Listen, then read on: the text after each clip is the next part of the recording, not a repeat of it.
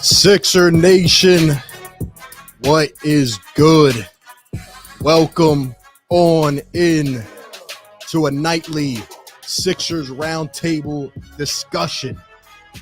We are back updating you on everything regarding this team. We're going to talk about Doc Rivers, Joel Embiid, the return of James Harden, when it could happen, how we should feel about this team. We're only 14 games in, but a lot has happened, to say the least. Welcome on into the show. We are broadcasting live on 3 channels: Philly Take with RB, Run It Back Philly, and Pick Swap Media.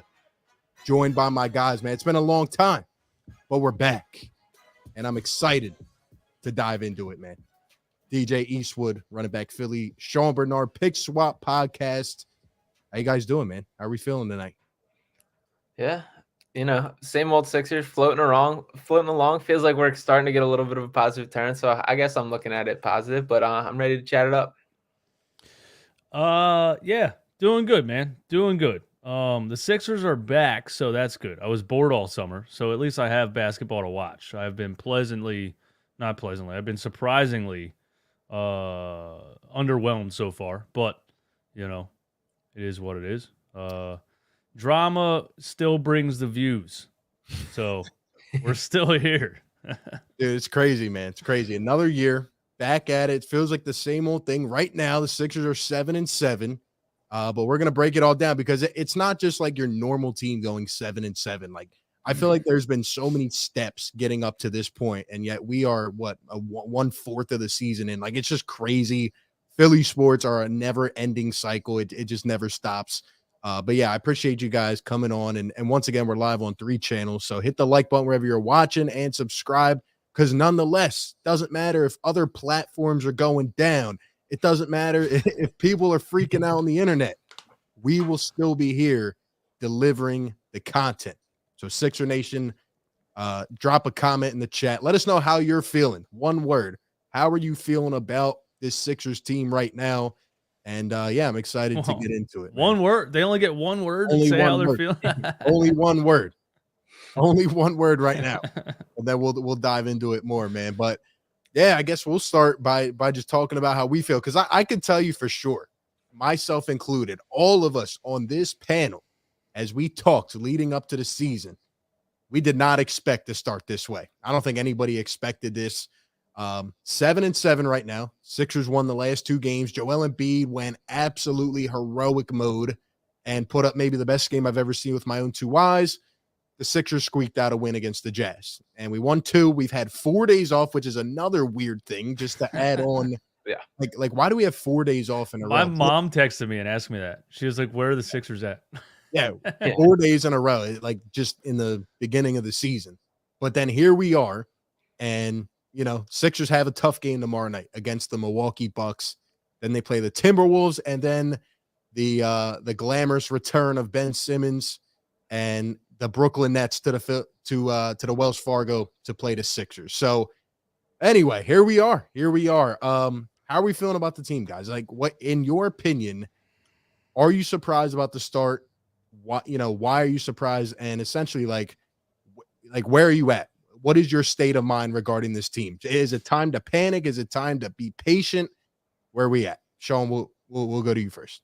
Yeah, I don't think it's time to panic. I'll say I've been encouraged in recent play. It feels like I definitely wasn't expecting these slow starts to the season, and it wasn't just kind of the losing games. It was the way they lost games that concerned me, with just kind of not having the intensity on defense, the new addition just kind of not really clicking in the way that it was expected. And I won't say I'm crazy underwhelmed by that, because I've seen a lot of them. And for the most part, outside of Montrezl Harrell, who I do think has been disappointing, outside of that, I've said these guys have kind of been who they've been. I've been very impressed with DeAnthony Melton. But I guess it kind of feels like we're at the same spot where we bring in all these guys, try to do all these things. And at the end of the day, it's how good is Joel Embiid is whether we win or not on a nightly basis. And that's kind of been disappointing to see. It's good to see him wake up from kind of whatever was going on to start the season, whether it was fitness, injury, illness, whatever.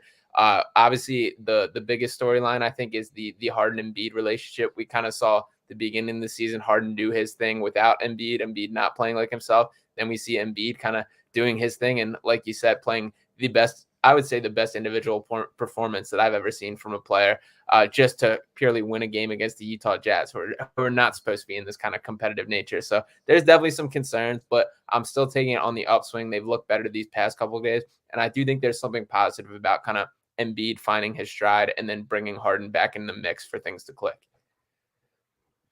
Yeah, Sean, I'm glad you went positive right off the bat. This is what I've been waiting for all day. Look, it's I went through this. So after the end of last season, I got so bored in the summer that I started to lie to myself leading up to this season, and I knew I was lying to myself. There's a major problem, and it is the man in charge, and the Sixers can get it back to being competitive. They can make this a fun season. But if we're talking about winning an NBA championship, it's flat out just not going to happen with Doc Rivers and some of these roster pieces that seem like they don't fit, or maybe it's the system, maybe a different energy and a different voice will get more out of these guys. But I'm just seeing too many things that look like they don't make sense and don't fit, and I just don't have a great feeling about it whatsoever moving forward. The problem is every time we get close, every time they lose a couple of really bad ones, and it's clearly Doc Rivers into the third quarter. Why'd you play George Niang at center? I feel like it's on the verge of something really happening, and Joel, drops a 60-point quadruple double and saves his job. So yeah. But I don't mean to be super negative, but if I'm being totally honest, something major has to change, because or we're just going to coast through this season and the same thing's going to happen. I love it, man. And I didn't even get to go yet. And what these two just did right now, it literally shows how the Sixers fan base is feeling. Like, I don't know how to feel. I didn't think at this point I wouldn't know how to feel. A couple games ago, I thought, okay, one more bad performance and it's goodbye Doc Rivers. Like, the team needs a shakeup. Then Joel Embiid goes off for an astronomical performance, and somehow we find a way to win 2 games. We're back. Then I remember, James Harden's out. I mean, he's looked fantastic when he's been in the game. Then I remember, Isaiah Joe and Charles Bassey got let go for nothing. And, we have a roster spot open. So, like, there's just so many thoughts going on with the Sixers team. And that's the reason I love talking about the team. This is like therapeutic for me, because I don't know how to feel. If you were to ask me right now, should I panic or be, preaching the patience? I really don't know, because we could go out tomorrow and get whooped and then lose maybe to the Timberwolves, who haven't been playing well, or please don't lose to the Nets. But if we lose to the Nets, I mean, people are going to be jumping off the cliff. Maybe that's just how the Philly fan base is. But then at the same time, we win maybe the next 3, right? If we win 2 of the next 3, all 3, then maybe we're back on track and we're 10-7. And maybe you can get the season righted. So I just don't know how to feel right now. I think there's been so many weird things, and without going on too long, maybe we just need to turn that initial corner. That's my positive hope right there. Like, Joel Embiid wasn't in shape for some reason. Harden got the injury out of the way. Maybe we can get better going forward, but maybe not. Maybe not. Mm-hmm. Yeah, when I'm going to be honest, when you texted me and said, should we panic? I was confused, because I don't know if I don't know if I would put the word panic on it, because what I said we should do at the end of last season, none of it happened. So realistically, I'm not really shocked by what's happening right now. I said we need to trade Tobias Harris, trade Matisse Thybulle, fire Doc Rivers. You need to get younger, more athletic. We didn't do any of that. Sean just said Sean's tweet that was retweeted, it was replied to by Daryl Morey, by the way, everyone. Shout out to the Sean. Sixers are what? The 5th, the slowest team in the NBA. And second, the other way around? Second smallest and fifth heaviest. Second to last in height and 5th in weight. Yeah. And that's my problem. All the things we didn't actually change that, because that was probably a statistic last year. We were the shortest and the slowest and the heaviest, and we still are. It doesn't make sense. It's not modern day NBA. It's just not. To be fair, though, coming into this season, the off season, the shows we had, like the content we're putting out, I mean, we were calling this maybe the best up to down roster that the Sixers have had. So, at the same time, it's like we did upgrade though in different areas. Like we got more pieces. The problem is, they came out for the first 5 games of the season. They didn't look like they wanted to play basketball. Like it looked like there was literally no voice in the locker room, in my opinion. Like that, people out there right now are saying we got older, we're done. I don't believe that. I think we have talent on the team. I just, like you said before, we're kind of stuck in the mud. We're at a standstill, and it's like, how many different roster combinations, how many different pieces are we going to try? How many are we going to let walk away out of our own 2 hands before we realize, maybe the problems are a little bit higher, Mm-hmm. Yeah. And to touch on a couple things. So first off, I will point out the one move that has super stood out to me is Anthony Melton. I think he's been terrific and speaks to what DJ is saying about being more athletic, getting younger. That's been Melton in a nutshell, and he's been awesome. And I think is especially important balancing him with a backcourt of Maxey and Harden, who have their own defensive deficiencies for different reasons. So I think adding him to the mix is good. But looking beyond that, like the Matisse Thybulle thing's so weird to me because I think it's very clear that he doesn't have a long-term kind of fit with the Sixers franchise, and he frankly has gotten worse in his time in the NBA. The shot hasn't developed, the confidence isn't there. But then to that same figure, like we go the first 5 games, he plays under 6 minutes, and now he's starting these past couple games. And it's like, so if this guy doesn't have a place, you're either going to showcase him enough to trade him and try and get something like that, or like what are we doing here? So that hasn't made any sense to me with kind of that transaction and how they're handling it. And also like, I feel like he might end up sticking in the starting lineup from how things are looking. Do you guys think that could be the case? Yep. And I put out on my video yesterday, which people were frustrated about. We're going to get the PJ Tucker later on. That's a whole different topic of conversation. But going off the stats, like I broke down each lineup's efficiency, and it's weird. I don't know why, but PJ Tucker and Thybulle, that starting lineup has completely outplayed every other starting lineup that we've had. Like our defensive rating is like 30 points lower than the rest, and our net rating is like 34.7 or something. So again, I'm not an all about the numbers guy, but that one really stood out compared to the rest. Like maybe it's because Embiid has more space or it's a more comfortable fit, but I agree with you. I do think we're going to stick with that lineup, and I think Melton will come off the bench.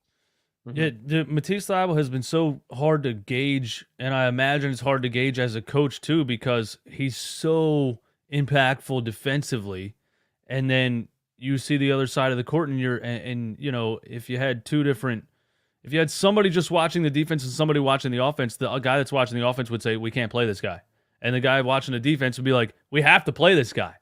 It's so like polar opposites, and it's hard for me to gauge it. Does his defense outweigh his lack of offense? If he could shoot mid 30% from 3, that's all you got to do. Don't ever, dribble the ball. He did throw an alley-oop to Tobias Harris the other night, which I almost passed out. It was like beautiful, perfect. I was like, what just happened? But yeah, I mean, all he really has to do is catch the ball and shoot it at a decent percentage, and then he can be on the floor. But if he can't do that against great defensive teams, he can't be on the floor.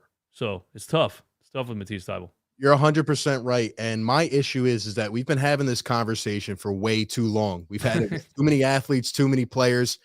This will probably open another can of worms. Let us know what you guys think in the chat, but there's just a real lack of accountability. I thought Doc Rivers was going to be the guy to fix that. I got to be honest with you guys, as well as I think Matisse Thybulle has played defensively, like I kind of see him getting back into that higher IQ defensive zone sometimes, like that mode that he can lock into and go get 3 steals at a time. I'm not even happy with Matisse Thybulle because there was one game where I think he went 2 for 4 from 3. And I literally tweeted it out after one of the games. I said, has Matisse Thybulle even taken a jump shot since that game? I think he's taken 1. Like, and it goes back to what Sean said. Like, he didn't play the first 5 games of the year, so there was no plan whatsoever. Then he came in and provided a spark, and he's playing 25 minutes a night. And then he shoots a couple jump shots, hits a couple, and then doesn't shoot at all. Like, I don't understand where the accountability is. There's a developmental issue, and then there's a lack of accountability. Guys can go out there and just play freely and not shoot the ball or not do whatever, and they're still going to see minutes. I think that's a problem. I mean, let's be honest. This is a guy that argued with the media and told us that Ben Simmons doesn't have to score. You guys are so unappreciative. You just can't look at the good things that he does. And we were like, this is nonsense. And everybody in the room thought it was nonsense. Everybody on the planet besides Doc Rivers thought it was nonsense. And it turned out to be not. Like, we just continue to be right. He continues to be wrong. It's crazy. But yeah, that's there's no accountability. This guy wouldn't look at Ben Simmons and tell him to shoot the ball. At least Brett Brown was trying to get him to shoot it. Unreal, man. Shout out to Aaron with the $5 super chat. He says, I'm going to be real. If we lose in the second round again, or God forbid, before then, we have to blow it up. Embiid for Chet, Giddey, and like 18 first-round picks. That's an interesting topic, and I definitely want to hit back on that later. Shout out to Mr. Roddy Poo with the $5 super chat. Says, I think this team suffers the most from the new take foul rule. Our transition defense was already bad, but not being able to foul on turnovers hurts. That's a good point, actually. We've been like crazy slow, and I mean, part of it is the fact that we're a little bit older, but part of it, there's just not a lot of effort sometimes. And I feel like it's not even this year, last year, the year before. Sometimes we come out against the Orlando Magic and we're going down to the wire. Like, it shouldn't be like that. Good teams that show their championship DNA, they handle the bad teams. They put them away at the end of the third, and then they ride out their cleanup crew for the rest of the game. Our cleanup crew has to come back in, cut a 20-point lead down to 6, and then get benched with a minute to go and send us into a frenzy. That shouldn't happen with good teams. Yeah, it feels like this is a Sixers team that very much plays to the level of competition they face, which at times we see the best versions of that, where they will pull up a win that we don't really expect and play to the moment and just rise to the occasion. And then we also see them when they play these kind of middling and below middle teams where they just struggle and they sink down to them. And even looking back before that Jazz game, the game before, the Hawks game, another game that the Sixers, it was in the prime time that I thought both these games were pretty crucial for the Doc Rivers job security. Embiid played the final 15:08 of that game straight through without hitting the bench. And that was a game where they were like kind of in control. Like, they had him by a nice like 10 plus cushion, and they kept keeping him in, trying to get that dagger punch and put the game away. And it never happened. And that led to him just playing the entire end of third quarter and full fourth quarter and swing. And like, as great as it is that to see him playing that well and get that time, it's like, that's just not a sustainable way to win throughout a season, and to kind of be like riding on Joel's shoulders for the entire way. And I get like Harden's out. That's obviously a huge factor in this, but like, we got to find other ways to score than just kind of the offense be like, give it to 21 and watch. Yep. DJ, yeah, I was going to say something. I forget what I was going to say. Well, while you try to think of that, shout out to Legendary with the $2 super chat. He says, Doc's trying to be the team dad and not the coach. You know what I'm starting to realize, fellas, and it hit me earlier today, and maybe I'm off filter with this, but let me know. I'm starting to realize a coach can destroy a team, but sometimes, maybe they don't matter as much as we think. Like, they can destroy a team, but how much are they giving in excess of the team, right? Like, you have the team talent. You have to have the stars. You have to have the power, the manpower to, be a quality team. And obviously, you got to draw plays. You got to make the right substitutions. I'm not taking any way of importance for that. But look at the Celtics right now, right? Ime Udoka goes out, seamless transition to a 34-year-old Joe Mazzulla who has never coached or been a head coach, and that team's balling. Why? Because they just went to the finals. They know what it takes. They're tougher. They're more mature. And, Joe Mazzulla is not doing anything to destruct the team. Doc Rivers does things to destruct the Sixers, but, the guys love him. He's a player's coach. He stands up, whatever. But, how much does a coach then like add benefit on top other than substitutions and drawing up plays at the end of a game? That's what I'm starting to wonder. Yeah, probably not. He'd probably being a likable guy and, things like that, and being able to get the players to buy in and all be like enjoy time around each other and things like that and work as one cohesive unit. I guess there's things like that, but I think you're right. An NBA coach has to not destroy the team more than he has to help the team. And I say this a lot. It's very simple. It's a 5-on-5 game. I'm not joking when I say this. I could take a high school coach from down the street and give him the 2016 Warriors, and he wins an NBA championship. These guys get on such a pedestal. They make so much money. They get so much attention. Their name is in lights. They then think they are Elon Musk of basketball. They think they are a rocket scientist. I'm not saying Elon Musk is a rocket scientist. They think that they're a genius. And then they overcomplicate the hell out of it, and they look past the obvious. Doc Rivers looks past the obvious. I've seen Doug Peterson. Doug Peterson did it with the Eagles. There's so many coaches I've seen look past just obvious things. Take a step back. A teacher told me in elementary school, KISS, keep it simple, stupid. Just, there's no way he looked past Charles Bassey. I'm so hung up on this, it drives me nuts. There's no way he looked past it. And now we're playing Embiid for 40 minutes, and like Sean just said, he played the last 15 minutes of a game because you don't have a backup center because you were looking right at one. And Greg Popovich was like, yeah, I'll take him. And I'll show you how to use him, Doc. Now that, you said last year you said you thought you were me or you think you're on my level. Let me have that player and show you actually how to. I mean, I don't know. What do you got to do? Tell him to go in the game? Is that that's all you got to do? Hey, get in the game. Now, Pop looks like a genius for telling the guy to go in the game. And on top of that, it wasn't just the Spurs. There were 22 teams that offered Charles Bassey some sort of contract following his release. So if that doesn't give an indication, and also for Doc Rivers specifically, a guy who very clearly is not a fan of the way B-ball Paul plays, and Montrezl Harrell also not a true center, a guy that's 6'7" and really is just small. He's not a small ball center. He's just undersized and plays in the paint. And if neither of those guys are your cup of tea, Charles Bassey's the most normal center in the world. Yes. Normal center things. He pick and rolls, he blocks shots. If you're looking for a traditional kind of rim running shot blocking big man, that is Charles Bassey. And especially because he did show flashes in the chances he did get against the Nuggets, against the Bucks. There were moments last year in the brief chances he got that he looked good on the court. And he did just straight up dominate in the G League, made an all defensive team. I believe led the league in blocks, did a bunch of ridiculous things, averaged 18 points a game. So it's it feels so frustrating to kind of keep having these kind of same issues when the solution might have even been there. Charles Bassey made history within 2 games of leaving the Philadelphia 76ers. And I mean, you draft these guys, and this is going to go back to an even higher issue with Daryl Morey, right? Because I don't think Morey's been perfect, but I will defend Daryl Morey when it comes down to it. And here's my take for the people out there that say this is a Daryl Morey thing. He let Charles Bassey go.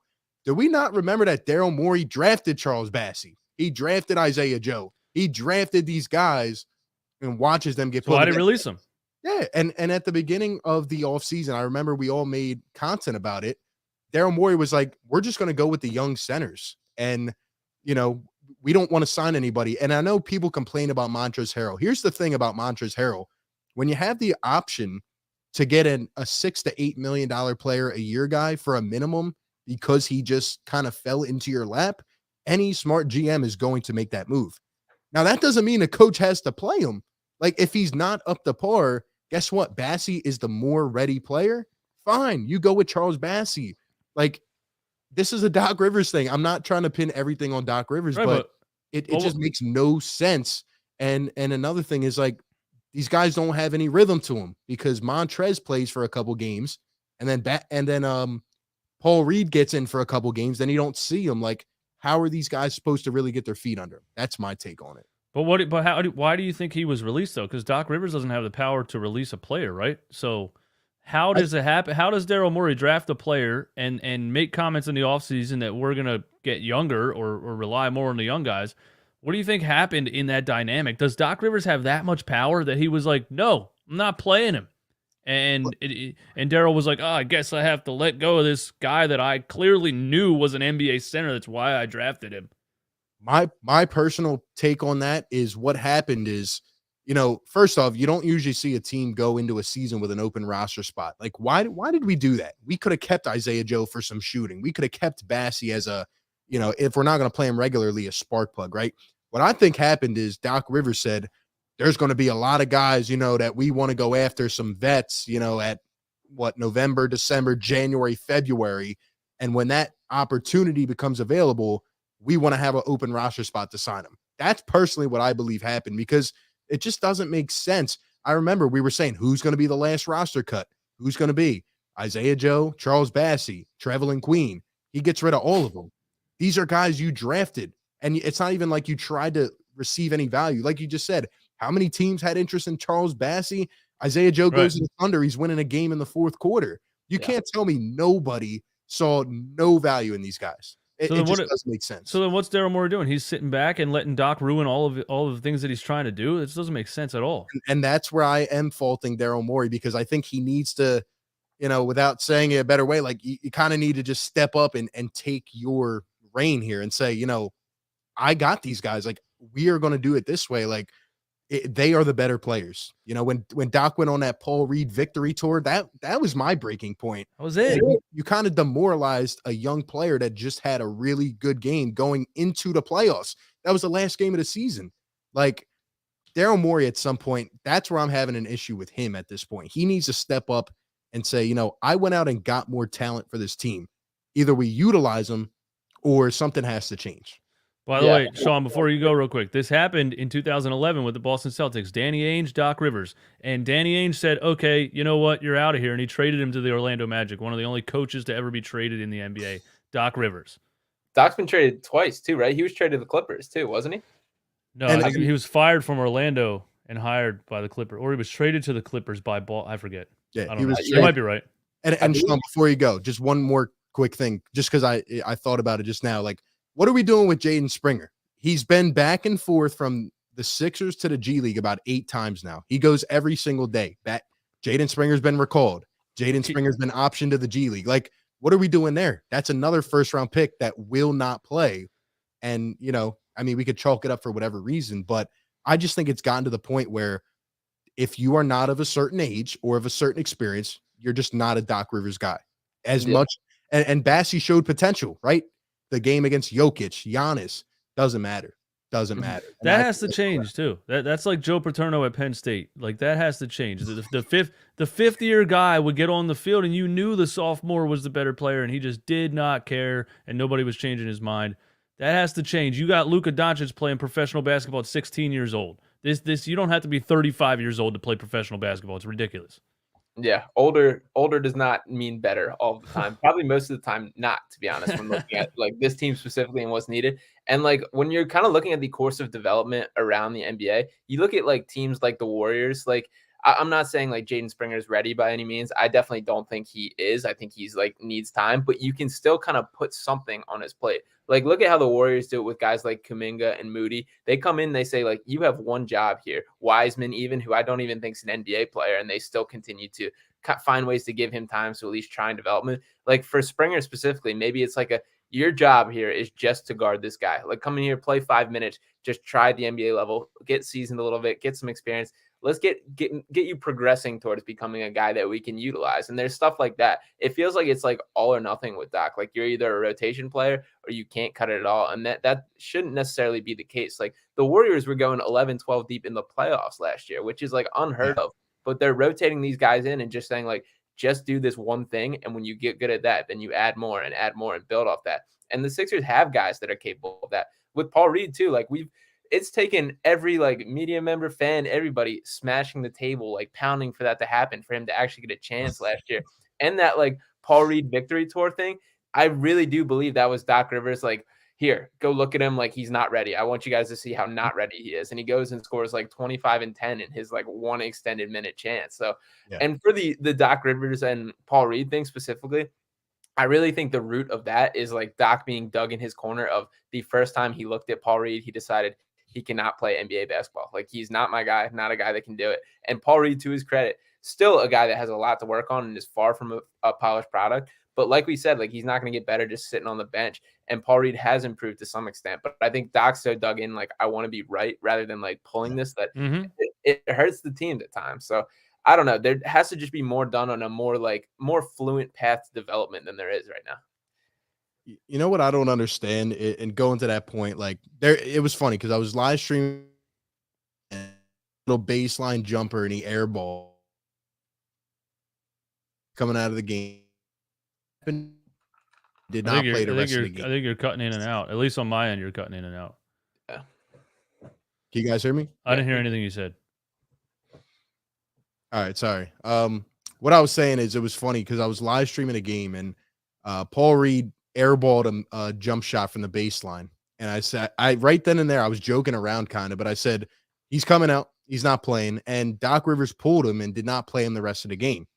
And it just goes back to what I said earlier about there's no rhythm. Like, How do you expect Matisse Thybulle to develop and get in a rhythm in the rotation when he plays 5 games and then he doesn't play for 3? How do you expect Montrezl Harrell to be an aggressor when he comes in and shows a bunch of energy for a game or 2, and then he doesn't play for 2 games because Paul Reed comes in? And I think the same thing happened with Bassey, and they showed potential at certain points, but there's no rhythm at all. And somebody in the chat was talking about PJ Tucker. You know, you're playing these guys 30, 35 minutes instead of giving other guys opportunity. Why not let them get into a rhythm? Why not let them see what they have? No guy, I mean, as anybody that played sports, you know, you play one game, you don't play the next, it gets to your head a little bit. Like, you can't go out there consistently and prepare like, okay, here's my role. And I think that's an issue with this team. Yeah, I got an example for you. I agree with you. I can't figure out why Doc Rivers is so scared to play a young player. These guys have played basketball their whole life. They can play basketball. They know how to play basketball. You can put them on the floor for 5 minutes. Here's a perfect example. AJ Griffin of the Atlanta Hawks is 19 years old. He scored 9 fourth quarter points against us in one of those 2 games that we played the Hawks a couple of days ago last week. AJ Griffin, 19 years old, 19-year-old rookie, had 9 fourth quarter points against us. Isaiah Joe's 24 years old in his 3rd season, and he couldn't get on the floor. It's insane. It doesn't make sense. These kids can play basketball. Put them on the floor. Yeah, and then to kind of touch on that, looking around on the same Hawks team, Onyeka Okongwu is another guy who has similar fouling issues. Paul Reed's are still worse, and same with Christian Koloko up in Toronto. Guys that like are very good, but like just are over the top when they're fouling. And very similar to Reed. I think both these guys are a little bit more polished than Paul Reed, even though they're younger. But the same kind of principle of like just play them through the growing pains. And like I don't think Paul Reed is necessarily the difference maker, but what I am confident is I don't think there's any chance Montrezl Harrell can hold up in postseason minutes. So continuing to develop Paul Reed so he might be able to be that guy is a better route than just kind of like Montrezl Harrell is who he is at this point. He's not getting his feet any quicker. He's not moving any better on the perimeter as he like gets through this season. He is who he is. And he's a guy who Doc Rivers was literally fired for playing him too much in the playoffs with his time with the Clippers and blowing that 3-1 lead. So let's not let history repeat itself. Let's give some other looks and just try to see if we have a better option here. Yeah, you know, thinking that age and experience is the best thing, like basketball is probably the worst thing to have that outlook on. Like age and experience is that's correct maybe in like stock car racing. You know what I mean? Like basketball is the worst thing to have that perspective on. I have to play the older guy. That's ridiculous. You're going to get smoked by, but there's a reason there's 40 and over leagues. You know what I mean? Because the 40-year-old guys don't want to play with 18-year-old kids because they're going to get ran off the court. Yeah. I mean, it's been tough, man. Shout out to Ian with the $5 super chat. Says Tucker got old fast. Dude shouldn't play 30+ minutes a game. We need a knockdown 3-point shooter at the wing, move Harris to stretch 4, and Tucker to the bench. Before we go forward with the conversation, because I do want to talk about what we've liked so far, if anything, and then kind of talk about really the main thing, which is, are we in the right space right now? Like, are we headed in the right direction going forward in the season? But to this PJ Tucker thing, because it's been driving me nuts. I remember saying the day PJ Tucker was signed, people are going to hate this guy regularly. Like, there's going to be games every week where he shows up and puts up nothing, and people are going to overreact. And then, there's going to be games where he steps it up. But I truly believe, maybe I'm just, hanging too far on the cliff right now, but I think PJ Tucker is going to be fine. I think come playoff time, he's a guy that understands, like, okay, here's the approach we need to come out with. This is how I need to go out there and defend guys. But at the same time, maybe I overrated it with the Sixers, because what do we do to get him going? PJ just stands in the corner for the entire game, and he plays 35 minutes, and you can't overtax a guy like that early in the season. Like, he needs to be fresh legs come playoff so he can go out there and defend some of these guys. I'm not saying he hasn't looked bad. I personally think he'll be okay given the guy he is and given the fact he won a championship, but maybe not. Maybe he's not going to be utilized the right way. What do you guys think? Yeah, I think him more than anyone on this roster is like purely here for the playoffs. Like, it's like if this guy is just plays at his best come postseason, everybody's cool with it. And like, he's definitely clocking way more minutes than I'm comfortable with right now.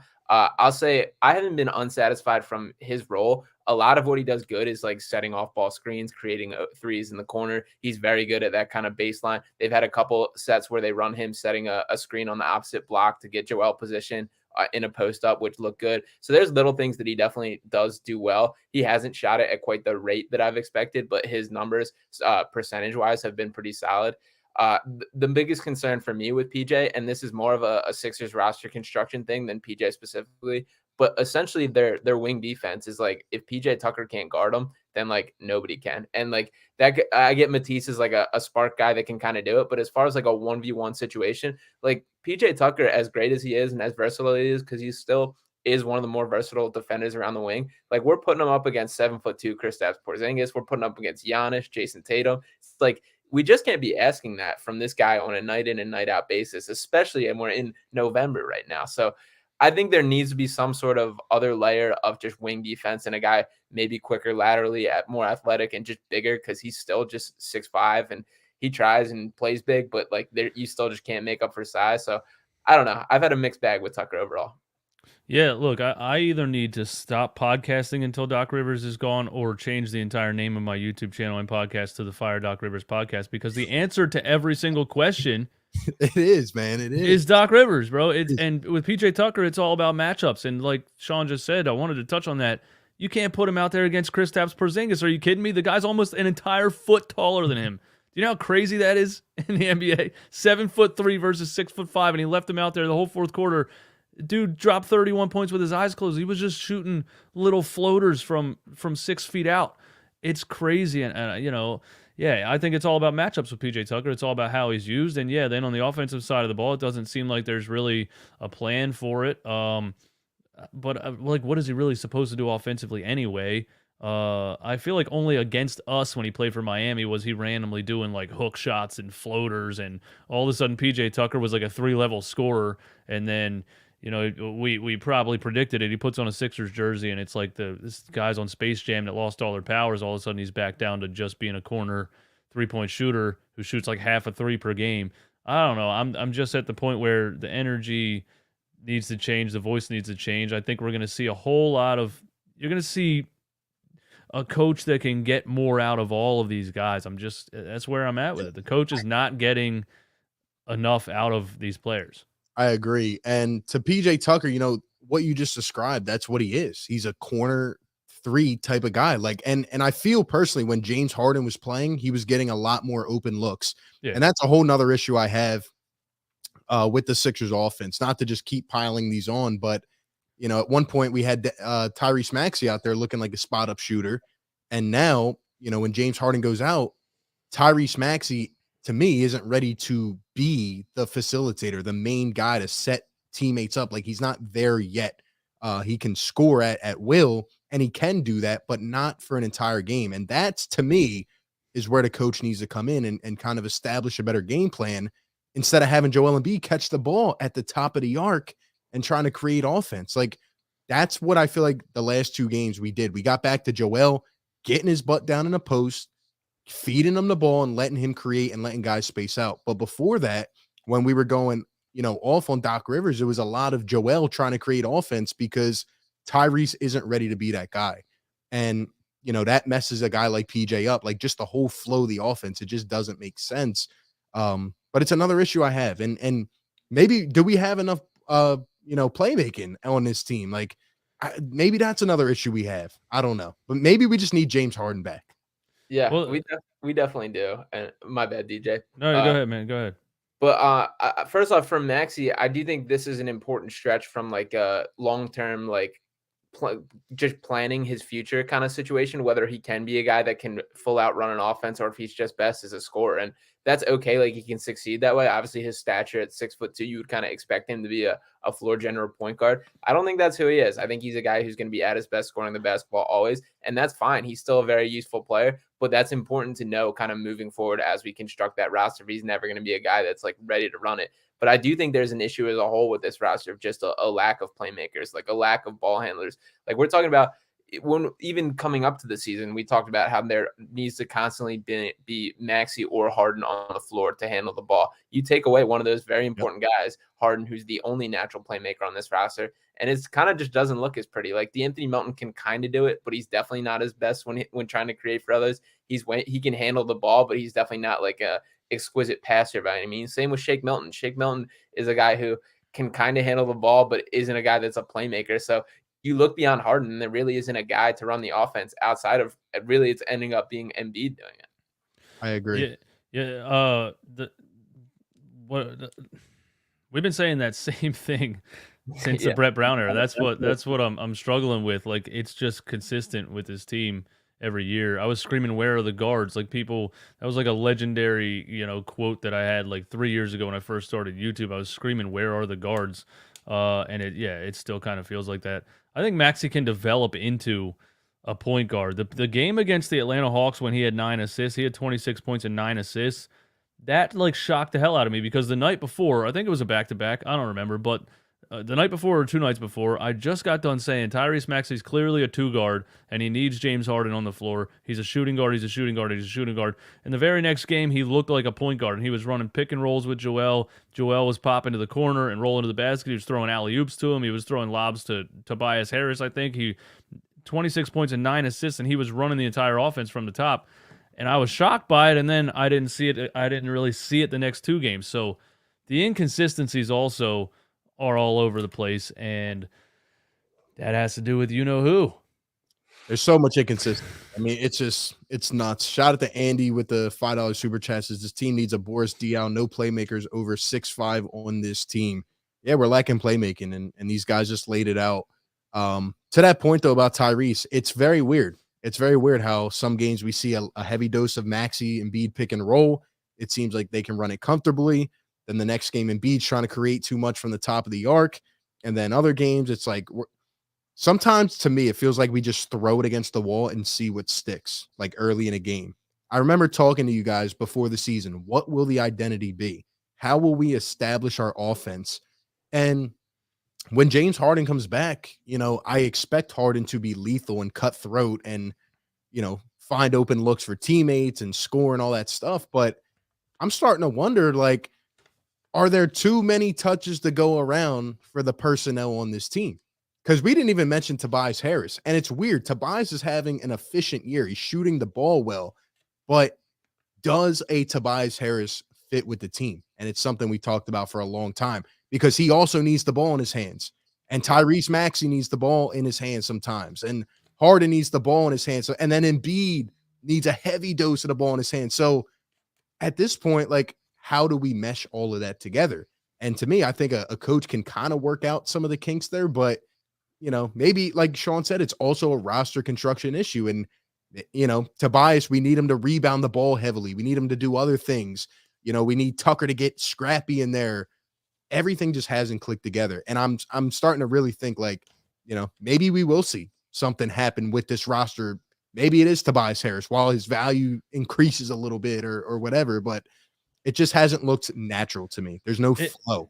It needs to be, listen, this might be a hot take, but remember that year that like the Cavs, when LeBron was on the Cavs and they were underperforming, and at the trade deadline, he traded his entire team and brought in like 7 different guys, like Jordan Clarkson, J.R. Smith. Everybody was shipped out, and he brought in a whole new squad. Joel Embiid needs to get on LeBron James' level of demanding things. He really does.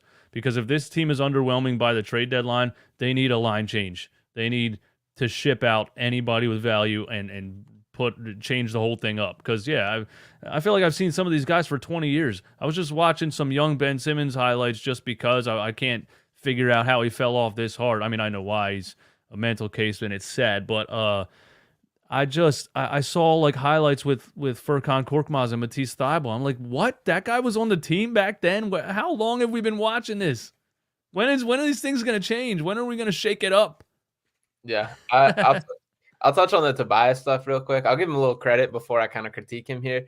I do give him a ton of credit for doing his best to adjust the way he plays, becoming more confident as a catch and shooter, being more willing, trying to embrace defensively. And he's done, like, by his standards, an absolutely terrific job at that.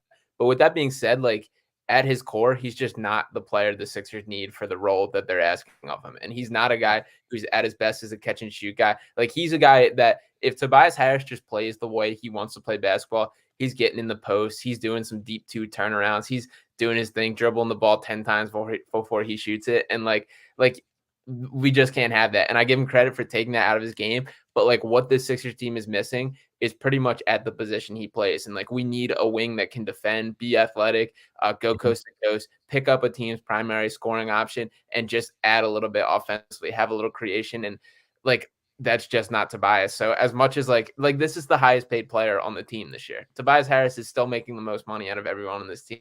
So it's like, we just kind of need a guy that connects better than Tobias does. And once again, I give him credit for trying, but it's just not quite him.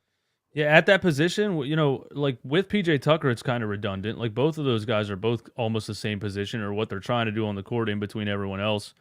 You need an athletic, like, glue guy. You need like one of what the Toronto Raptors have 15 of. You need just one of those guys, a Scotty Barnes, whoever else. Like, you just need one of those guys. It's not Tobias Harris. I agree. Mm-hmm. And I'm glad you brought up the money thing as well, because the guy that we need to fill that role, an athletic four, a guy that can go and get you 10 rebounds a game, they don't cost more than 10 to 15 mil per year. And like you just said, how much are we paying Tobias? 35 million. Like, that's a big issue. And we know it's been an issue. And, you know, again, Tobias is a good guy, but he just, like you said, he doesn't fit the mold of what you need around Embiid. And that goes to an even higher question, like, can the offense be built around a center to win a championship? It's an interesting dilemma that we've had. Like, we tried different things. I feel like if certain things would have worked out other ways, maybe if a number one pick doesn't forget how to shoot, or the other one just doesn't want to shoot, maybe things go the other way. But it's been a weird turn of events. First of all, what does Elton Brand do right now? I wanted to talk about Elton Brand. What does Elton Brand do right now? And when does Elton Brand get fired? Because if we're talking about building around Embiid, I just thought of that when you brought up Tobias Harris and when we paid him that money, and the fact that he doesn't really fit with what we need around Joel Embiid. At what point is it like Elton has now had 5 years of failing to put the right team around Joel Embiid, so get him out of here? Or is he even a manager anymore? Like, is he just Daryl Morey's, like, making his coffee and collecting a salary? Like, I can't figure it out, but, you know, he's had enough years now of trying and failing at putting the right things around Joel Embiid. And it goes back to what I said earlier. It's not that complicated. It's just not. You need an athletic wing. You need ball-handling guards. You need guys that can play transition defense and rebound. I mean, you don't want – it's just not that complicated. I really don't think it is, man. Yeah, I agree. Shout out to Roddy with the $5 super chat. It says Toby doesn't fit. He's soft and lazy on defense. He also he's good to get weak layups in transition swatted a minimum of 3 times a game. It's funny because Roddy's always in my streams and he always brings it up. Like, every time I say, Toby, dunk the ball, man. Dunk the ball. You're wide open. Puts it on a silver platter. He puts it out like this. Come on, man. You're and like I might just make a montage of Tobias Harris missed layups, because some of them are so close to being right in the hoop. It's actually astonishing that he figured out a way to miss it. And he has a lot of them over the course of his career. I mean, the ball is in his hands almost in the basket, and he finds a way for it to roll out. So I don't know, man. I like Tobias. I think he's a good guy too, but I've seen enough. I saw enough last year. I thought that was the major thing we were going to do this season. Still here, still doesn't fit. That's why people are losing interest in this team. It's the same issues. We didn't actually fix the major issues. Yeah, and I think that there's certain guys that could potentially be replacements, but you let them walk. Like, you keep staying with that same core. And it's frustrating, you know? I mean, I'll give Daryl Morey credit. I feel like he's had to clean up a huge mess created by Elton Brand, which, again, it doesn't really make sense why Elton Brand's still in a position of power if he is, because he's the one that kind of created this mess. But at the end of the day, I mean, you know, you got to keep moving in that direction. So before we get to that, like, ultimate question, I mean, what have you guys liked so far that you're like, okay, I'm impressed with this or that? I mean, obviously we're 7-7, but it feels like we're 5-10. Wait. Before that, I just figured out what Elton Brand does, because when Ben Simmons was a no-show and then he showed up at the practice facility randomly, Elton Brand was the person that he texted. So Elton Brand is just the guy that players text when they want in the building. That's all he does. That's his job. Anyway, He also does the interviews during training camp, the little interviews. So shout out to Owen Brand, man. Nah, man, but no, you can re-ask your question. I'm sorry. I'm just wondering, like, what are you guys happy with? I mean, we could state the obvious, Joel Embiid starting to catch fire. I don't want to open a can of worms for the next 5 hours. I mean, we could be on here all night. I mean, going back to Doc Rivers, just bringing it full circle. When Doc said after game 2 of the year, didn't tell us anything about Joel Embiid all off season. And then, tells us that he's out of shape after 2 games and then says we're not ready to win as a team. That was another breaking point. I forgot to bring that up earlier, by the way, but not to go off on a tangent. But Joel's starting to finally get his feet under him, catch some fire. Harden has looked good. What else are we excited about, fellas? What's making us smile? Like, all right, that got better. That improved. Anything? What do you guys think? For me, DeAnthony Melton. Like, yeah. And I think Sean was going to at least mention him too. But this team, this could be a 10-72 basketball team, and I would still have fun watching DeAnthony Melton. He's a lot of fun to watch. He flies around the court. He's like a magnet to the ball. I've never seen a 6'2" guard rebound like the way that he does. And just the effort on both sides of the floor. Even if he has those shooting nights all the time, and that's what the people were saying about him in Memphis when we got him. You're going to see how inconsistent he is. I'm like, he's a bench player. I don't expect him to be a superstar. If he's 1 for 7, I still had fun watching the guy. I like watching DeAnthony Melton, and of course Tyrese Maxey in year 3. You know what I mean? What we're seeing closer to what we know he can become. I really think at 25, 26 years old, with the right system, he could develop into a Damian Lillard. I really think he could. He just has so much skill, and he never stops working. He never stops improving. It just keeps going. So Maxey's great to watch. Of course, we're going to see what Embiid can do. He's averaging 32.5 points, and 11 rebounds, and 2 blocks right now. He might just average that for the whole season. We thought last year was one of the best years for a center of all time. Embiid might just take it to another notch. You never know. So there's definitely a lot of positives. The negatives are, I guess, outweighing it right now because we thought we were going to be a lot better than we look so far. But there's a lot of reasons to watch this team, I think. Yeah, I agree. You touched on pretty much everything I had to jump on. I mean, Embiid at his best is still the best player in the NBA, one of, if not the, when he's playing at his peak. DeAnthony Melton, I absolutely love. I think he's pretty crucial to what the Sixers need to do moving forward too. Having him as a third guy with Harden and Maxey to pick up some of that defensive slack, the way he can rise up, the way he just jumps off the page athletically is super refreshing to see.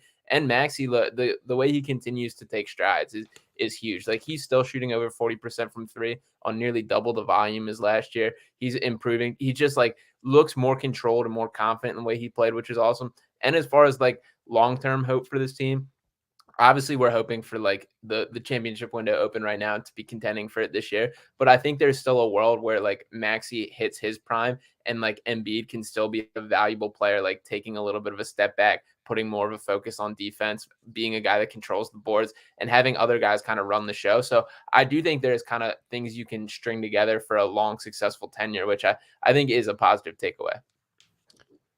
I think that's a good point. And personally, I feel early in the season, usually how I kind of navigate an NBA season, there's certain games I remember. I'll be honest, to this point in the season, there are a lot more games I remember for a bad reason than a good reason. The good reason is obviously Joel Embiid having a massacre of a game and making history, and Maxey jumping on his back and smiling. Those are the things I like to see. But other than that, I'll be honest with you, I haven't had a lot of fun watching this team so far because it's just kind of going through the motions. Now, the last couple of games, we've been stepping up, 2 big wins. If we can beat the Bucks tomorrow night, I'll feel a lot happier. But it's kind of just going through the motions right now, and it gets frustrating, when it feels like one game you're up to your level and the other game you don't really care a lot. So I just haven't had as much fun watching the team so far. That's kind of my take on it. But I want to go and hit on one of your points that you made about Joel Embiid, because I remember talking to both of you and a panel of other people last year at the trade deadline. And I remember bringing up a point, and it was kind of just I'm crazy, like just poo-poo that, like you don't know what you're talking about. I remember like get that out of here. Like you're that. asinine. We were like, are we gonna trade for James Harden and all this? You called it. And I remember saying, or is this, going to be kind of like the last final shot for Joel Embiid and the Sixers? And a lot of people have been DMing me lately about Ben Simmons. Oh, look at what's going on. I don't really care about Ben Simmons anymore, but I'm still very frustrated at Ben Simmons because of one thing and one thing only. He took away the best opportunities for this team to win a championship. And I really am starting to truly believe that, because look at how weak the East was. Look at the chance you had. I mean, against the Atlanta Hawks, for crying out loud, or the 4 bouncer. Like, imagine if we beat the Raptors and we go on and we beat the Bucks and we play a banged up Warriors team, whatever it may be. We may have wasted our best opportunities. Guys want to say, oh, wait till they're in their prime. Wait till they're this age. It's different with this team. Joel Embiid, his prime is earlier than most because of his injury histories. But anyway, bringing all that together, like, that's why I feel like people are disinterested. That's why I haven't had as much fun, because this is supposed to be the optimal point. Okay, this is finally the roster that fits around Joel Embiid. They can go out and compete. Can we get over the hump? We haven't been to the Eastern Conference Finals since 2001. And early in the season, it just feels like we're going down the same path. We're going down the same trajectory. And that's why I feel people like myself are frustrated. But the question is, are the best opportunities behind us? What if it doesn't work out this year? Are we going to go with what Sean said and have a Embiid eventually in a couple years take a backseat role? Could Embiid request a trade? Is it Maxi's team? Those are the things starting to creep in my head, and I don't like it. I feel like we're wasting good opportunity. So sorry for the tangent, but I'm starting to really wonder. Wonder. I mean, it's a real concern for sure. Like, I wouldn't say I feel great about it. And the Ben Simmons thing for sure, like the trajectory that he just kind of went on, like he's the one like outlier as far as like guys that like showed improvement with all the statistical categories. And the shooting thing was always something that was complained about and talked about. We never really saw progress in that, but like guys just don't really like jump off the cliff or fall off the cliff the way that he did. That just doesn't really happen. And even like you said, it kind of robbed a lot of the best opportunities, but I still don't think like the window's closed by any means. And when you have a talent like Embiid, who is pretty undeniably one of the top 8 players in the NBA, and I think you can shorten that list a good bit in my mind. But like when you have that and you have guys around him, like the chance is always there. And like it shouldn't be as hard to bring in these complementary pieces as the Sixers have made it out to be. And like if you can just kind of get a little bit of the recipe right, like this team has a chance. And Embiid still has his limitations. There's stuff he needs to clean up in the postseason for sure. He still has a lot to prove. But like I'm not counting this team out as long as they get things right. But there's still like work to be done at the deadline ahead of that, and just like completing the pieces to this puzzle. Before I let DJ go, I just want to say one quick point back to that. I would agree with you if the Sixers developed the guys they drafted. And I feel like they let a lot of good chances walk out the door. And, and maybe a coach change will change that. Maybe not. But, we're trying to find gold through free agency, through a trade here and there. We have guys in the building, right? If you can put all that together, maybe we'd have a more complete roster, but it's frustrating because we don't do that. Yeah. I'm actually not going to blame Ben Simmons for taking away Joel Embiid's best opportunities or the team's best opportunities, because Ben Simmons was Ben Simmons this whole time. Ben Simmons is a loser. Ben Simmons is no good. He doesn't have a position. He can't shoot. He has no post game. He can't. It's been that from the jump. The major problem was the people in control of Ben Simmons letting him do whatever the hell he wanted for all of those years. If one of these coaches had a pair of you-know-what, they would have said, hey, this ain't going to work. I need to play a point guard. And if you're not going to shoot, you just can't play. I don't know what to tell you. I would have had an argument with Josh Harris and said, I don't care how much money you played this guy. I can't put him on the floor in the half court. It's impossible. We were down 0-3 to the Boston Celtics, and Brett Brown started TJ McConnell at point guard next to Ben Simmons. That was the only game in the series that we won. So it doesn't even have to be a star point guard, just a point guard. You need a point guard in a basketball game. And Ben Simmons has never been one. It didn't make any sense. It drove me nuts watching that style of play, bring the ball across half court and hand it off to Seth Curry, who's not a point guard, or hand it off to JJ Redick, who's not a point guard. It was mind-numbingly stupid, the whole thing. It's the people in charge that allowed that to happen for years instead of just saying this ain't going to work. Look, it didn't take the Brooklyn Nets very long to bring him off the bench. And they're still trying to play him because they owe him a lot of money and they're hoping that becomes worth something. But they already decided this guy can't start. He's not giving us anything. And, I mean, he was giving us a lot more than he's giving the Brooklyn Nets, but it's the same concept. You needed a point guard. You just needed a point guard that whole time. Any point guard would have been better than this 6'10 guy bringing the ball up and handing it off to JJ Redick, who should never be dribbling a basketball. I saw for what felt like way too long, and I think that was the major issue. But, yeah, I mean, it is the fact that Ben Simmons was there, but it was really, to me, the mishandling of it or just people not being tough enough to say, hey, this ain't going to work. So, yeah, I agree with you, but I just think, people let him get away with it too long. And I agree 100%. But the problem I have with that is, as a number 1 overall pick, the expectations, the heights that are coming. You take a team from 10 wins and you and Joel Embiid have this team in the playoffs. And my thing is, he talked, a little while ago, oh, I wasn't mentally there. I wasn't mentally ready. But he never was open or honest about it. The Philly fan base got tougher and tougher because we felt like we were on the cusp, but yet we never got over the hump. And that's what I'm frustrated about. And then you kind of had this whole drama-filled season last year where you're supposed to be there, then you're not. You show up for one training camp practice, you're not. And to me, it just felt like maybe those couple years were our best opportunities if he would have just played a little bit better. Not saying he had to shoot the lights out, but I mean, we were there. We were there. Let's be totally honest. There's a black cloud over this franchise. There just is. You had a potential 6'10" left-handed LeBron James who turned out to be averaging 2 points off the bench for the Brooklyn Nets. You had the next Kyrie Irving, Derrick Rose, whatever, and Markelle Fultz who forgot how to shoot. The only time we won a championship is because the ABA was ending and Julius Erving came over to the Philadelphia 76ers in the NBA. That's the only reason we won a championship in 1983. We had the 10 years of Allen Iverson, couldn't put anybody better than Aaron McKee around him. This franchise has just had the worst luck ever. We traded for a guy, there was billboards with his face on it, and he hurt himself in a bowling alley. You can't make up these stories. You just can't. It's insanity. It has to be cursed. It has to be cursed. And that's my thing. Like, I'm starting to get these black clouds and thoughts over me that we may have just wasted a talent like Joel Embiid. And I don't want to speak too far in the future because it just, the timing of everything is interesting. But if we get to a point in the next couple of years and we're not really there, we're not contending, this is going to go down as one of the worst handlings of a superstar that I've ever seen.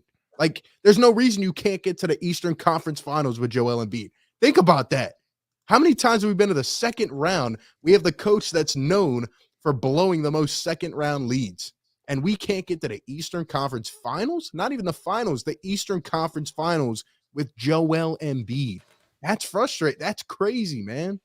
Yeah, and just the amount of blown assets in general. When we talk about the Jahlil Okafors, the Nerlens Noels, all these first-round picks that just – Embiid is the only guy that worked out of it. That's the only guy that's become, and even looking beyond that, the Dario Saric's, all these pieces that like we hypothetically had and look so great when we have this giant collection of picks, really has not turned out anything. And even when you look, Maxey has been the saving grace, like the second win to this franchise. Him falling to 21st is like, think about if we're talking about this, like if that's your general 21st, like if that's like Aaron Naismith, who went higher than 21, but if that's like just a rotation guy, which is kind of what you're hoping for that section of the draft, like the Sixers, the outlook is significantly grimmer right now. So the fact that we kind of have this saving grace is a guy that has rapidly become a key piece and developed far more than anyone expected in 3 years is another kind of, I guess, white lining if we want to look at it positively. But things just like, it is insane, just the lack of what has worked out from the collection of assets when we started the whole process and everything as well. So it's definitely frustrating.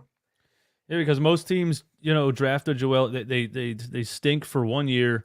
They draft Joel Embiid at number 3, and they move forward. They don't lose on purpose for 3 entire seasons and stack up all of these things and make all these weird draft picks. They were calling us the Philadelphia 7-footers, Jahlil Okafor, Nerlens Noel, Joel Embiid. Like this took almost 10 years And most teams just get a guy number 3 overall because they were bad, and he ends up being good, and then they build around him. Like the tanking thing, I hated what Stephen A. Smith was saying in the beginning of it, but he was 100% correct. The tanking was ridiculous. It was embarrassing, and all we got out of all of that is Joel Embiid. Again, like we got Tyrese Maxey at 21. We didn't have to lose on purpose for 3 years to get a great player. Yeah, that's where I get frustrated is just like, again, like everybody's pointing now at Daryl Morey and we need to go out and improve the roster. I'm just going to keep going back to the same roots here. Like we need to develop better. How many guys do we have in here? They don't show anything and we don't coach them up the right way. Like we don't really go through the motions. The best example I have is look at the Boston Celtics last year. Untraditional run to the finals. Who was playing on the Celtics team? All right. They were led by what, a 24-year-old Jason Tatum, Jaylen Brown, who are stars. Like or at least they're close if they're not. But look who else was playing on that team. Rob Williams. First year, they said he had anger problems. They said he couldn't play. He's out there blocking everybody in the playoffs. All right. Peyton Pritchard. Who else? I mean, Grant Williams.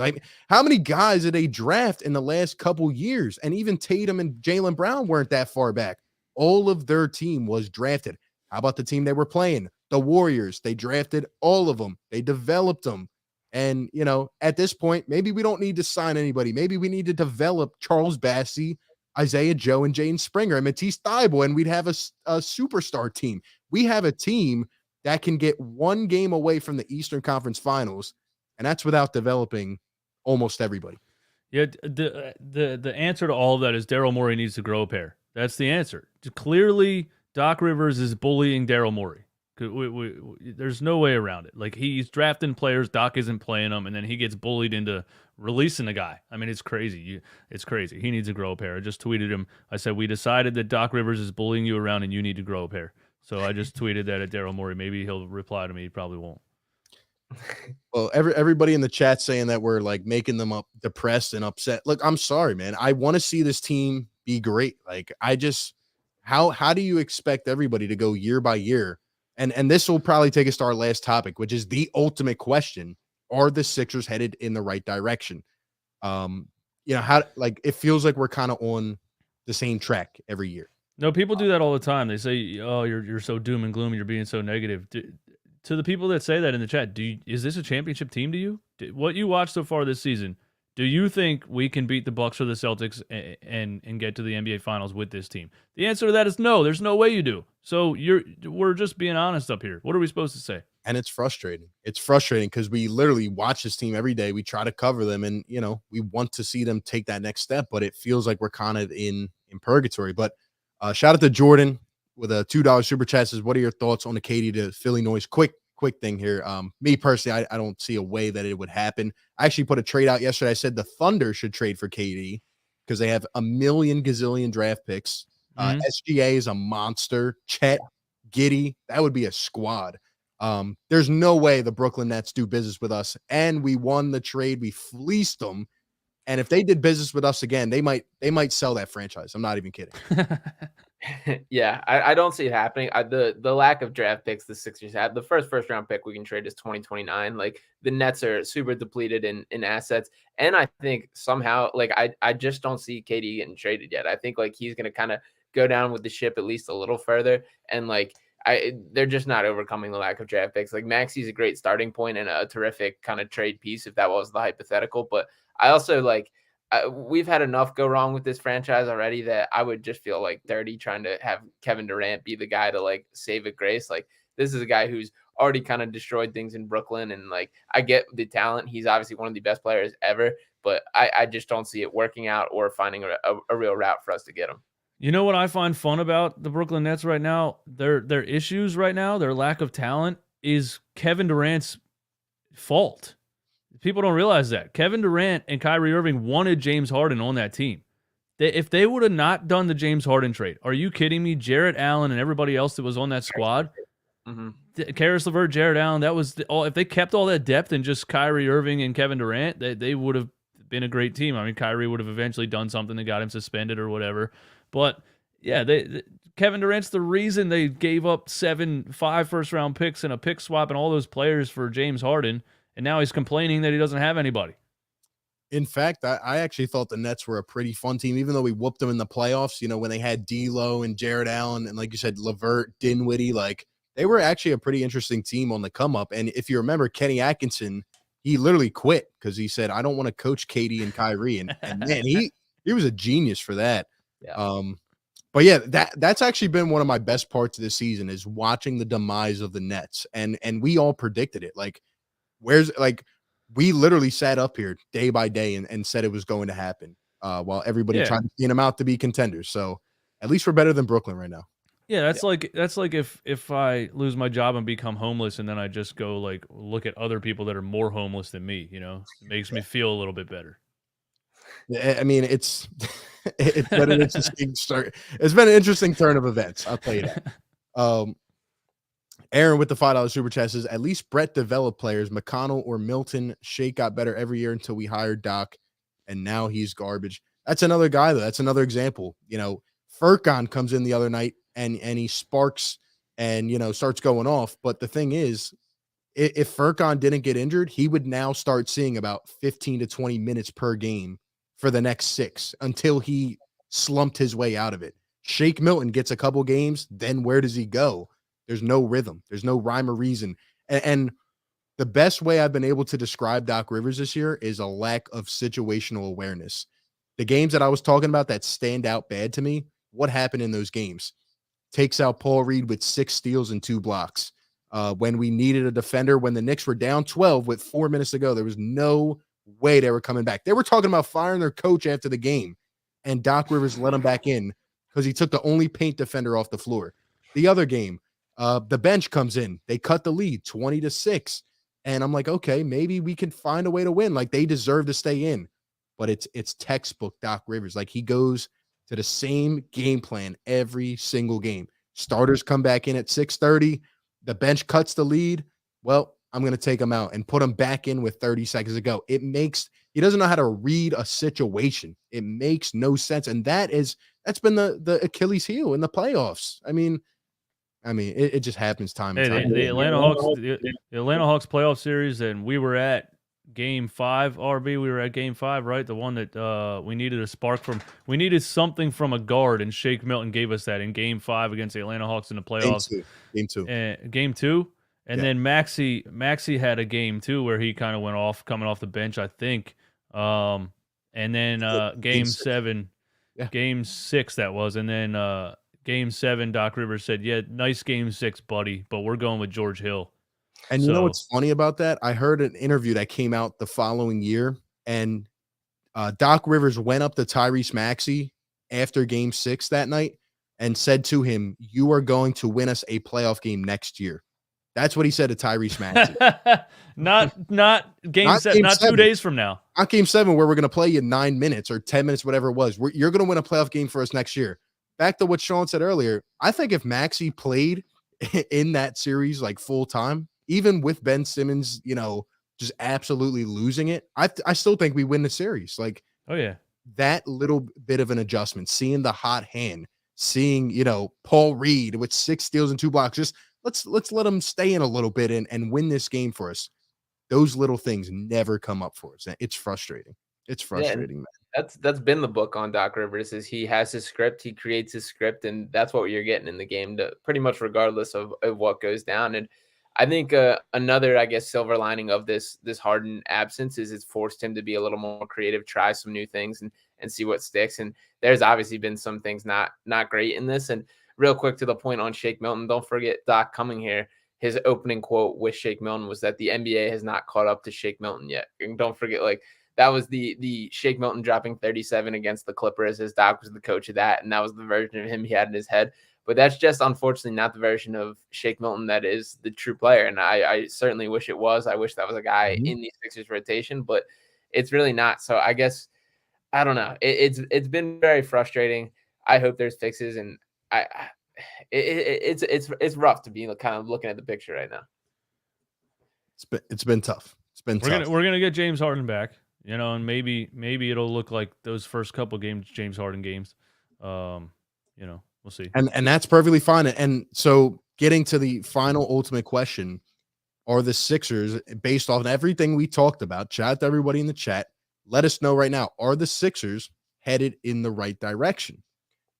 There's a lot of angles you can take. So I'm going to defer and I'll go later on. But Sean, DJ, whoever wants to take it, like, are you satisfied right now keeping this team, this coach? I know what DJ thinks about the coach and stuff, but like as an organization, are we headed at least upwards, forward? Are we going backwards? Or are we just kind of like floating around at this point? Like what happens if we don't win this year? If we don't get over the hump this year? Or maybe we bottom out. Maybe we go all the way, make a hot run. What do you guys think? Where is this team at right now? I think kind of the third option, what you said, is kind of how I feel. We're just kind of floating along. Like, I don't think we've taken a step back. And if I'm specifically comparing like last year to this year, like, I guess I'll give it a step forward. Like, I do think Tucker and Melton specifically are going to matter come playoff time. I think they're guys that we didn't have last year. But I don't think we like drastically changes our chances of winning a championship. I don't think this team's a championship really threat right now. Like there's just not enough there. There's too many clear mistakes. And I'm still keeping my mind open and staying optimistic that like I think there's enough that you can do at the deadline. Like if we can find a wing that fits better, find another ball handler, like 2 additional players, and this could be maybe a championship roster, but there's still the same issues here that aren't fixed. How are we going to get those players though? Like, who do we give back? You know, and like maybe you traded Tobias Harris if his value get like, but then again, you know, that's why we have an open roster spot. And it's like, you know, are we going to take another player? Like, that's where I'm confused. Like, how do we fix the team at that point? Like, our bench players aren't really giving us much, you know? So it's like, you got to give to get, right? So. Yeah, I think the mindset with the open roster spot is like keeping the potential for like a 2-for-1, 3-for-2 open, or just signing a veterans minimum guy that are out there. And frankly, the guys out there at that cost are probably out there for a reason. So I'm not super optimistic about that. I think you kind of have to swallow the Tobias Harris pill a little bit, that like you're not going to get like on brand value back for this guy. But if you sacrifice that for guys that fit better, to me, it's worth it. Like if you can find kind of what you're talking, like a Chris Boucher from the Raptors, or not Andrew Wiggins, but that model of player, a guy that kind of can do that, play that style 3-and-D, cleaner fit, just do that. Like that's worth taking. And it kind of sucks to do that, to kind of swallow that, because you're not going to like quote unquote win the trade. But if it makes the Sixers better, it's worth doing. I like that you said Chris Boucher, because that's a great example of that style of player. But also when I think about Chris Boucher, would Doc Rivers put him on the floor? So no, my answer is no. This team is headed in the exact wrong direction. Whatever, like not even a little bit in the wrong direction. They're headed completely in the wrong direction. You know, we went all in to make it a championship roster, and all in meant the playoff experienced players, but we may have gotten them 3, 4, 5 years too late. We're capped out. We got no draft picks. Where there's doom and gloom, guys, because what am I supposed to be optimistic about right now? It's if they get bounced in the second round this season, you got to blow it up. You absolutely have to blow it up, because again, you know, even like I say, Josh Harris isn't a basketball guy. He doesn't care about a sport at all. Why would he? He's in the business of making money. He's going to say blow it up, because the fan base is dwindling right now. You know, the hardcore fans are always going to be there, but he makes money off of the mainstream, the arena being filled with all of the mainstream people being excited about the team. If it starts dwindling right now and you come back next season and try the same thing, nobody's going to be interested. So yeah, if they get bounced in the second round, you got to blow it up. Yeah, I don't honestly think you ever trade Embiid. I think Embiid would end up requesting a trade, you know, because why are you going to waste your whole career somewhere that's not doing the right thing for you? But if he doesn't request a trade, you never trade Joel Embiid. You continue to try to win until he retires, because he's one of the greatest players. He's going to be one of the greatest players to ever play the game. I really think that. But you got to blow it up outside of Joel Embiid. You have to. I'm not talking about the end of the season. I'm talking about the trade deadline. We need a line change. That's where I'm at with it. See, again, like before I give my like total answer, I think you made some good points. There's just an issue I'm having with what you guys are saying. I don't see how we get better. The way I think we get better is we have our draft picks and we play them. But here's the problem. They're gone. And they are gone. You can't get them back. Correct. And you look that just hit me in the chest. That just really set in with me. They're gone. That's it. Gone. Those draft picks are Over. gone. And you got nothing back for them. You didn't even get a second-round pick back. So Oh my God. that's one thing. And then in addition to that, you look at what the Sixers have asset-wise, right? I'm not exactly sure how many picks we have, but if I'm not mistaken, we're kind of lean right now with our future draft picks because we use them in other trades, right? So my thing is, if Jaden Springer's not going to step up and be an NBA player, and you have no Joe, no Bassie, Thybulle's an iffy one, and Shake and Korkmaz can't really crack the rotation consistently, who are you going to give away to get? And who's going to step up and be the more production that we need? And that takes me to my answer. I think we are in the worst situation possible because we're not headed forward. We're not headed backwards. We're in no man's land. We're in purgatory. Where do we go? And to your point about Embiid, I never thought I'd be saying this right now. Outside of Joel Embiid, how are you going to get draft picks back? How are you going to get assets back? Like, Joel Embiid might be the only piece you have. If you have to hit a reset button, let Maxey run the team going forward. Because what are you going to get for James Harden? He might sign elsewhere. We do remember, right? He's a free agent after this season if he wants to be. So unless I just got to shout out Romp one more time, man, because every time we bring him on the show, everybody says how negative he is, and then he just ends up being right. And we're all saying what Romp was saying 6 months ago. We just are. You're absolutely right. You would have to question, how can we do anything without giving up our only asset? If you lose this upcoming playoffs, you would have to question it.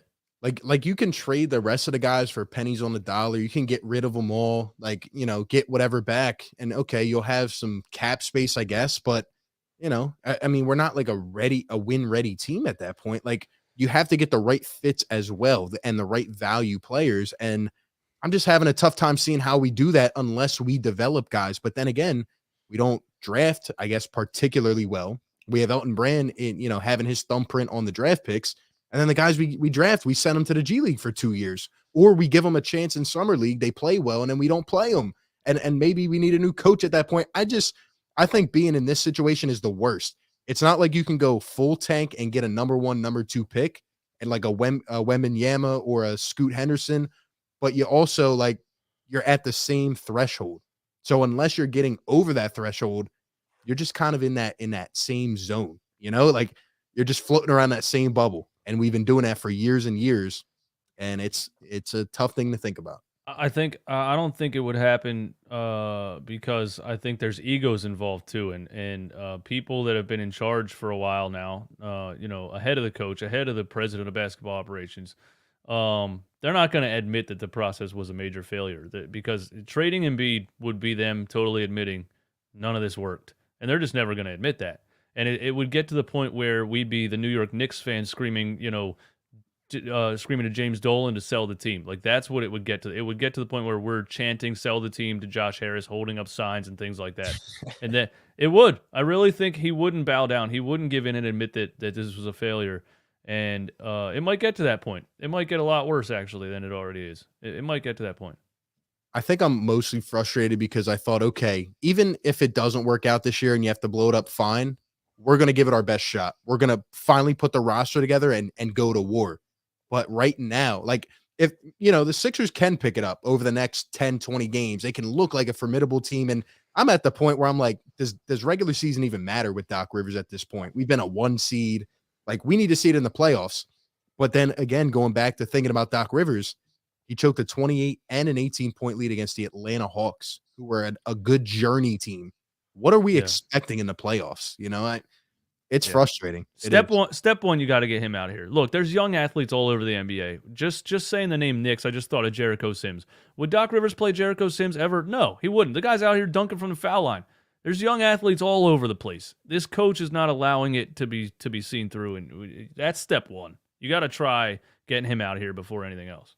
And not to keep nitpicking on the develop guys though, but 2 years ago, I was at a G League game watching Bassie and Jericho Sims be the 2 focal points of the team. And look at kind of where those goes. Bassie not even making the Sixers roster and Jericho Sims now looking like a solid rotation player on the Knicks. And even back then, they were pretty eye to eye, pretty close players, pretty identical. And they were fun to watch going at each other. So it's just kind of those little things matter when you stack them up. And to touch on the Embiid thing, I'm going down with the ship with Embiid. Like, I'm never trading this guy.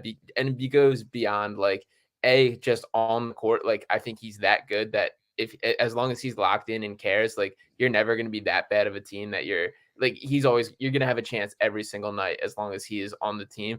And also, kind of to DJ's point, is he does embody this era of Sixers basketball more than any other player, I would argue, across any other team. Like, Joel Embiid is the process in that way. And I think he's like, the way he's cared about the city of Philadelphia and been a guy who's stuck through the highs and lows, it's like you have to do that by him rather than just kind of dish on him. And I still do believe that he gives you a chance to win. So you rock with him unless he absolutely wants out of here.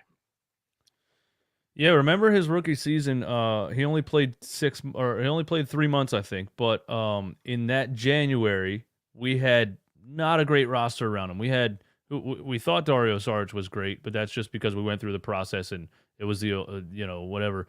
We had Robert Covington, Dario Saric, and T.J. McConnell, and they were 12-5 in January. Joel Embiid, you can just put players around Joel Embiid and you're a winning team. So yeah, you're right. I mean, don't get it twisted. I don't want to trade Joel Embiid ever. Like, I don't want him to. I can't even imagine him in another uniform. Oh, I'm concerned about how this team will get better. So I think the first course of action, I agree with you guys. It'll be a coaching change. You're not going to get rid of a player before you get rid of Doc Rivers. You need a new voice. Hopefully we can see kind of like a Phillies type of spark, like just a new leader. But then again, the guys have to stay healthy. You know, they got to stay on the floor. They got to play together, and we need to see, consistency. I think that's what we've been asking for all year, and it hasn't been there. In other seasons, if the Sixers have gone on a losing streak, I'm like, all right, they'll get it back. Right now, I don't know what to expect. I don't know what to expect game in and game out. They can come out tomorrow and make a statement against the Bucks. Last time we played the Bucks, Doc Rivers literally came out after the game. We were shorthanded. We lost. And he said, we're not ready to win. That is inexcusable. After game 2, when you're coming in with expectations, he better make it up tomorrow. They better make it up tomorrow. Mm-hmm.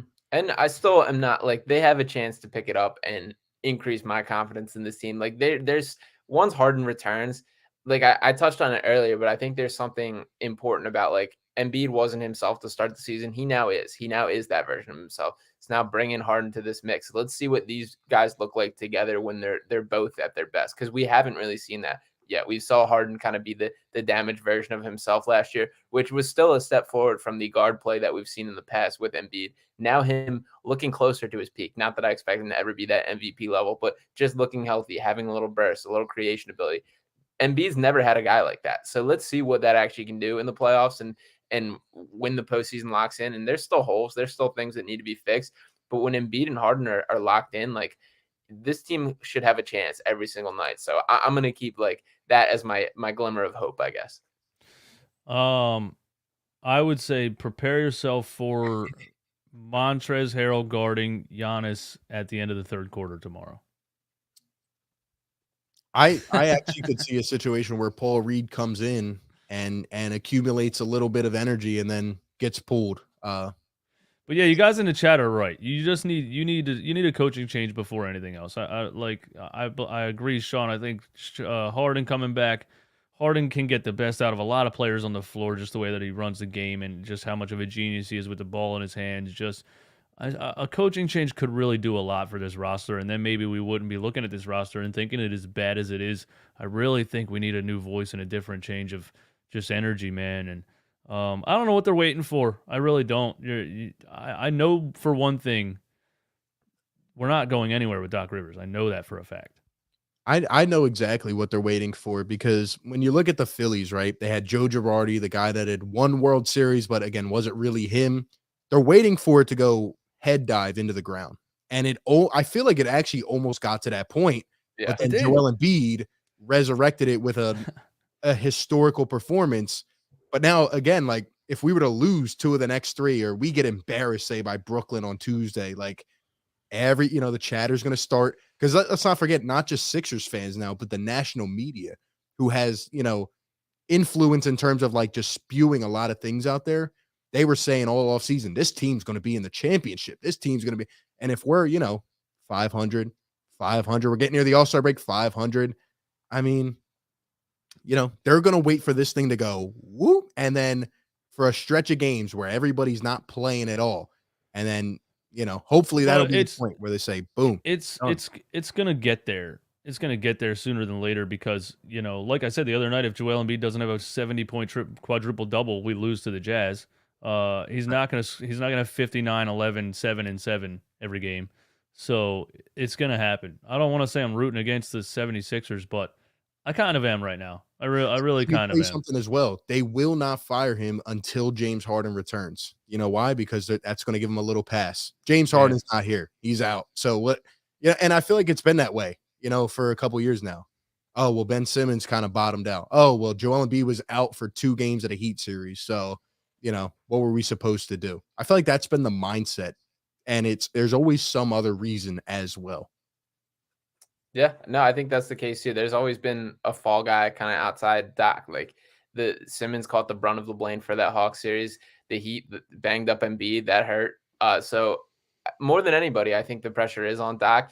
I think it does take a failed playoff series again this year for them to move on. Unfortunately, I just think that's the mindset of the organization, what I kind of expect to happen. So it did feel like we were close to it with that like stretch leading up before Embiid just went Mongo and didn't let it happen. But unfortunately, it is kind of what it is. I feel like the track we're heading on is not stopping.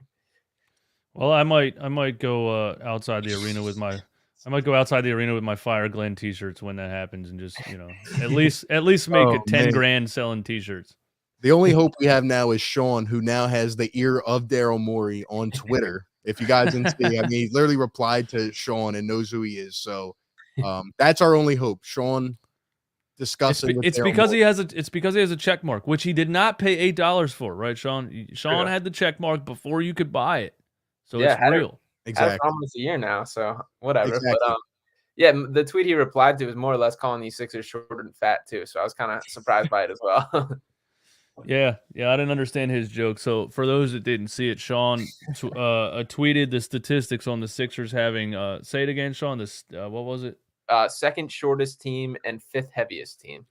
Has it gotten to this point in the season where those are the kind of stats that you're just kind of researching now? You're like, what is it really talking about? What made you look that up? I don't know. We had 4 days off. I was running out of things to write about. I was curious. So, what happened?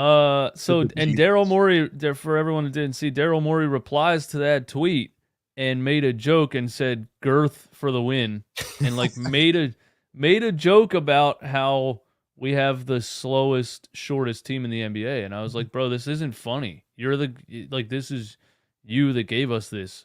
I don't know. Yeah.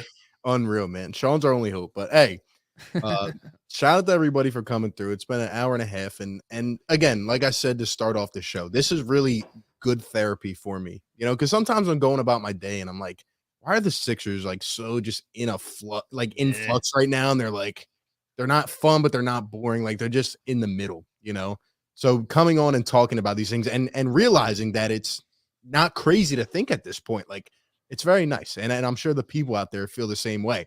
And if Twitter goes down, you guys know where to find us because we're here every day and we'll always be here. So it's a good therapeutic session. I definitely enjoyed it. Yeah. There was a lot of excitement coming in. Now, like the general public, I still work with the public 3 days a week, and they're like, wow, they see this Sixers pendant. I still wear it. I'm not gonna hide it, and they're like, well, yeah, that team sucks, don't they? Or wow, they're really, they're lucky the Eagles are doing good, because take some of the attention off of them or whatever. Like, the general public is like, wow, this team is underwhelming like crazy. So crazy stuff, man. But hey, appreciate you guys coming through. Once again, we are live on all 3 channels. Philly Take with RB, Running Back Philly, Pick Swap Media. Wherever you guys are watching, drop a like. It helps out more than you know. Trying to make content every day and pumping it out when we're kind of in this stage right now. It's, it gets interesting sometimes. So, continue to support the shows and DJ and Sean. Appreciate you guys coming on and definitely enjoyed this, man. Definitely enjoyed this. Thanks for having me, man. Any last words of hope for tomorrow? Do we beat the Bucks? How about that? We'll finish off on that. Do the Sixers pull one out and surprise everybody? And with the Bucks coming in our building, 4 days rest, hopefully Embiid's getting a good nap tonight. Will we beat Giannis and the Bucks? I'm gonna go yes. I'm feeling good. 4 days of rest. I think Embiid's Owen's the kind of man. He's the man. Embiid going on his tear. Like that's the my mindset is it's all more of a Joel Embiid thing than a Sixers thing at this point. If he wants to win, he'll make it happen. Let's go. I mean, yeah, I'm not going to say it's impossible. You can have a hot shooting night. I remember the Christmas Day game against the Bucks. We beat them by 35, and we like set records with 3-pointers made. You could have a hot shooting night. Maxey could go off, and B could go off. You could win. But the best thing that could possibly happen is that they lose by 40 tomorrow. That's what the best thing that could happen is they lose by such an amount of points that you absolutely can't go the next day with this coach in charge. It has to be 40 too. It can't be 25. And you got to lose by 40. One of my bold takes for the game. If you guys remember last year, the time that we beat the Bucks, we dominated them. It was because George Niang, Doc Rivers put George Niang on Giannis, and he was strapping him up for a whole quarter and a half. That's my hot take. Doc Rivers at one point will go with George Niang guarding Giannis, and may the best man win. But anyway, I'm picking us to lose this game. I'm sorry, guys. Don't be frustrated. We're on a 2-game win streak until I see it consistently. If they beat the Bucks tomorrow, it'll definitely change my ideology on how I pick Sixers games. But, if you could win tomorrow, I think you can beat Minnesota, who has stunk, by the way. I called that as well. Worst trade of all time.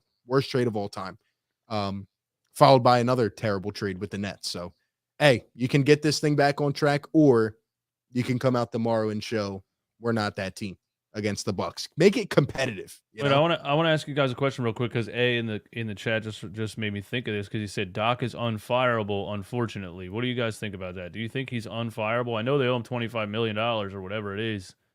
Does that make him in the NBA? Does that make him unfireable? Like for this season or like to the end of the year? I don't know. I don't think he's unfireable. I don't. If this team bellies out at and they just completely keep going down and down and down, I don't think he's unfireable. I think he has this season. The leash is long enough for this season, pretty much regardless of what happens. And after that, we'll see, unfortunately. Yeah, it's like one of those things like a restaurant owner taking losses for 3 years before he finally sells the restaurant. Yeah, I got you.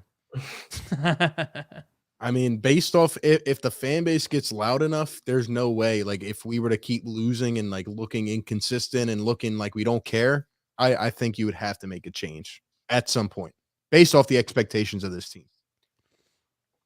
But that being said, Sixers and Bucks tomorrow night. Let's hope for a win. First of a back-to-back, actually. Like I said, Timberwolves coming in, and then the Brooklyn Nets. So important stretch. I said before the 5-game home stretch, I said this stretch will tell us who the Sixers are. So far, they're 2-0. Will they keep it up tomorrow night? That is the question. Shout out to everybody in the chat. Once again, hit the like button, subscribe, and yeah, man, stay up on the content and follow us everywhere. Maybe not Twitter, but we'll be here on YouTube. So, catch you guys tomorrow, and you all have a great night, man. Peace.